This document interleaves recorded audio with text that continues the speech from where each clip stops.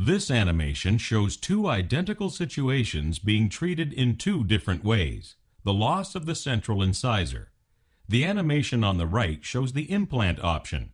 Here we have an immediate implant placement followed by the post and core, which is secured to the implant fixture, followed by a crown. In this situation, we do not involve the adjacent teeth. On the left, we have the bridge option. Here we must cut down the adjacent teeth. There is significant tooth reduction, and the teeth may become sensitive or even need root canal treatment at this early stage of the process. A bridge, which is basically two crowns with a tooth in the middle, is cemented on top of these prepared teeth. Comparing the two situations at the early stages of post-treatment shows that they can have similar cosmetic results. However, with the passage of time, there may be bone atrophy in the area of the missing tooth, which often leads to recession around the adjacent teeth. Depending on the margin integrity, cavities may start to form around and under the crowns.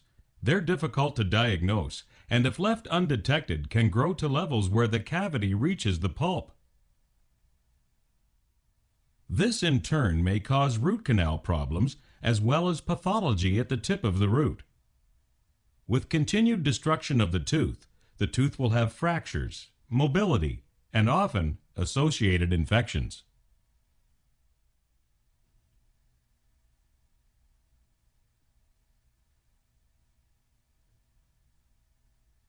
Comparing the two options again highlights the advantage of not encroaching on the adjacent teeth. The infections can create unsightly pus that drains into the mouth, creating a metallic taste and bad breath. Below the gums, we have bone destruction. The only solution at this time is to remove the bridge and the destroyed tooth as well. To continue with the bridge option, we again need to cut down another tooth and make the bridge bigger. A 4-unit bridge can then be placed on the two prepared teeth. This bridge will not look as good as the original due to the bone loss. The process of atrophy will continue as before. Comparing the two results now clearly shows the destructive possibility of the bridge with time. Since the number of teeth to support has doubled, there is now even more of a chance to have the same consequences happen to the next tooth. The bridge will once again have to be removed and more teeth prepared to hold the now 6-unit bridge. Comparing the two options, we can see that the implant replacement of a tooth is less traumatic and less expensive in the long term.